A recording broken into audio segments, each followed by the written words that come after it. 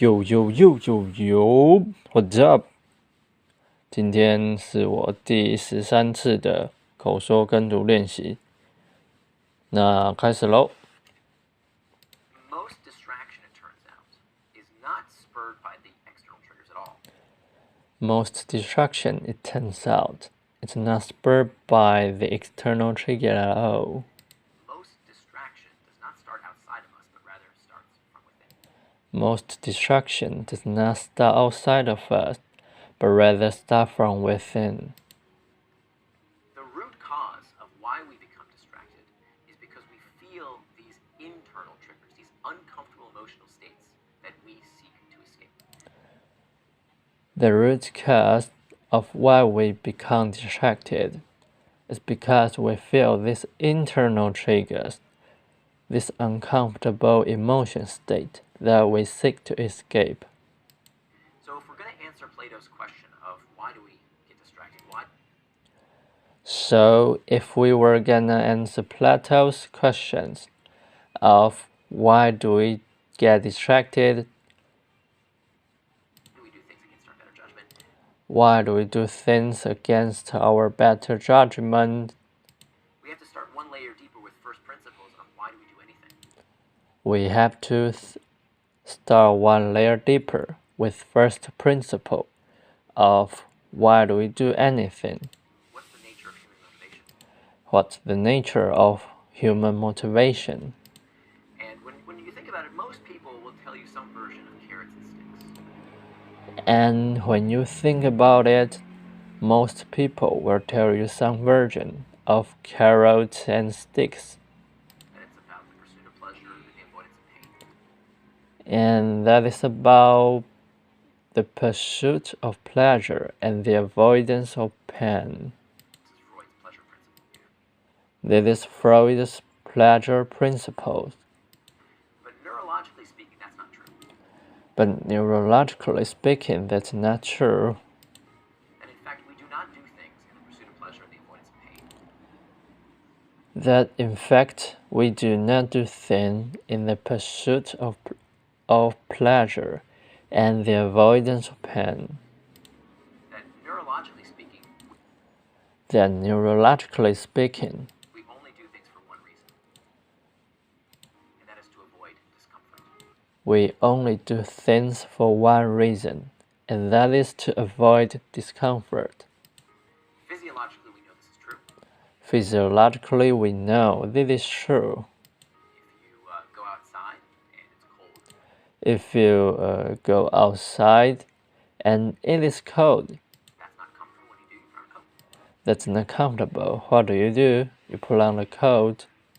What do? You put on a coat. And when you go back inside, now it's too hot. And when you go back inside, now it is too hot. That's not comfortable. You take it off. That's not comfortable. You take it off.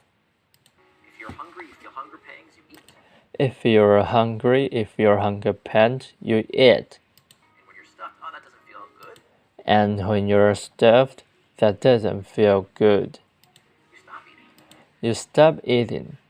So physiologically, we feel this all the time. This is called the homeostatic response.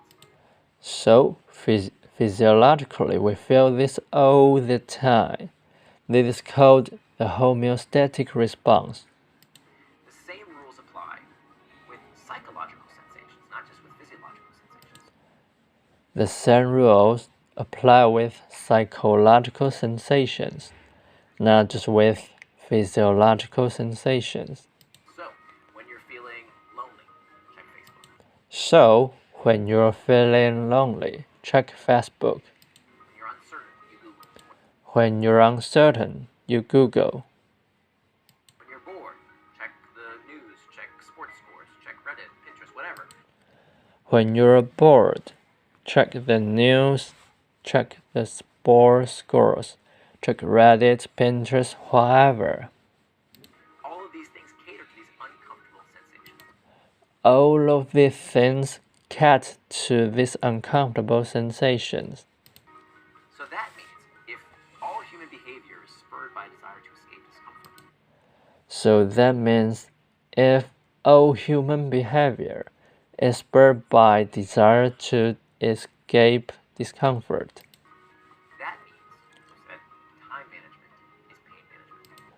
That means, as you said, time management is pain management.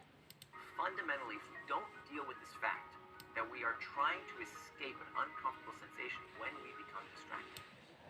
Fundamentally, if we don't deal with this fact that we are trying to escape an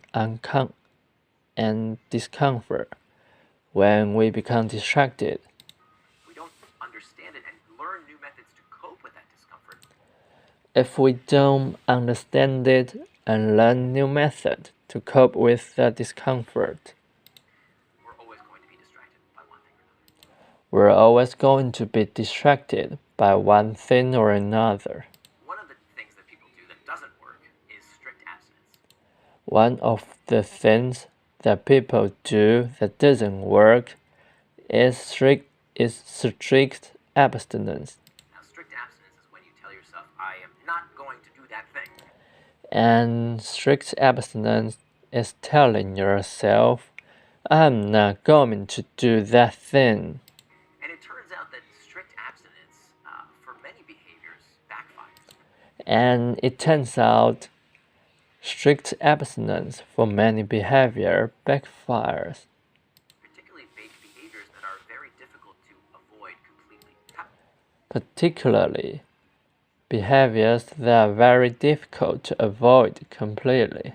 How do you abstain from food if you're on a diet? You have to eat. How do you abstain from food if you're on a diet? You have to eat. You abstain from technology these days. I mean, it's imperative to do our jobs. How do you abstain from technology these days? I mean, it's imperative to do our job. You can't just say, stop using email for 30 days. You'll lose your job. You'll get fired. You can't just say, stop using email for 30 days. You'll lose your job. You'll get fired. So for those type of potential distractions, we don't want to just abstain. So for those type of potential distractions, we don't want to just abstain. And just to dive into the research is so interesting. And just to dive in, because I think research is so interesting. When we do abstain, when we tell ourselves, no, absolutely not.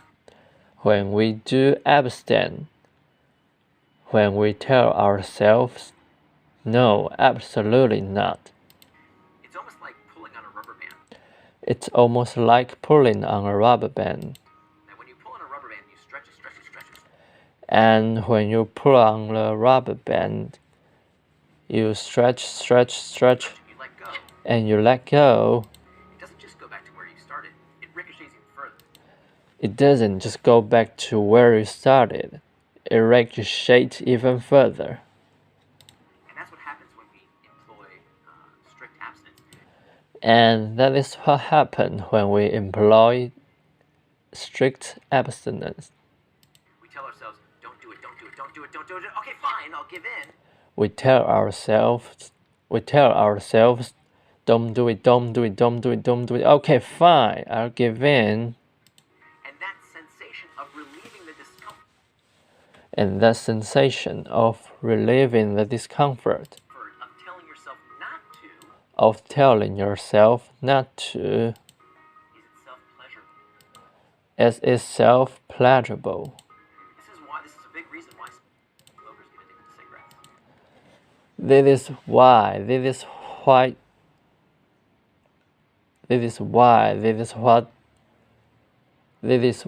This is a bigger reason why smokers get addicted to cigarette. What gets them to keep smoking is not only the physiological effects of the nicotine. What gets them to keep smoking is not only the physiological effect of the nicotine. What more so gets them addicted is telling themselves, don't do it. Is telling themselves, don't do it. Finally, I smoked. And now I'm relieved of the discomfort of having to tell myself, don't do it. And now I'm relieved of have to telling myself, don't do it. So strict abstinence So strict abstinence oftentimes oftentimes backfires. backfires. Because when we finally do give Because when we finally do give in, in, we are wiring our neural circuitry we are wiring our neural circuitry to expect, oh, when I feel the discomfort of to expect, oh, when I feel the discomfort not wanting something, of not wanting something, giving in makes it feel so pleasurable. giving it makes it feel so pleasurable. Not because the behavior itself is pleasurable, Not because the behavior itself is pleasurable, but because it relieves us of but because it relieves us of the the discomfort. discomfort Let ourselves know. of telling ourselves no. So instead of you telling yourself no, So instead of telling yourselves no, what you can do is employ a technique like this. what you can do is employ a technique 10-minute rule. like this 10 minutes rule. Here's how it works. You tell Here's how it works. yourself you can give in to that distraction in 10 minutes. You tell yourself you can give in to that distraction in 10 minutes. 10 minutes of doing what psychologists call 10 minutes of doing what psychologists call surfing the urge. surfing the urge. When it comes to these uncomfortable emotional states, When it comes to this uncomfortable emotion state, we know that emotions don't last forever.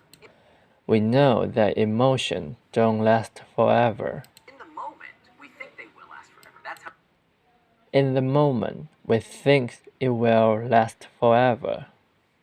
how the brain spurs us to do something about it. This is how the brain spurs to do something about it. Right? It spurs us to action by making us think, I don't want to It spurs us by making our thinking, feel this way anymore. I don't want to feel this way anymore. But OK，今天就到这喽，有点长，拜拜。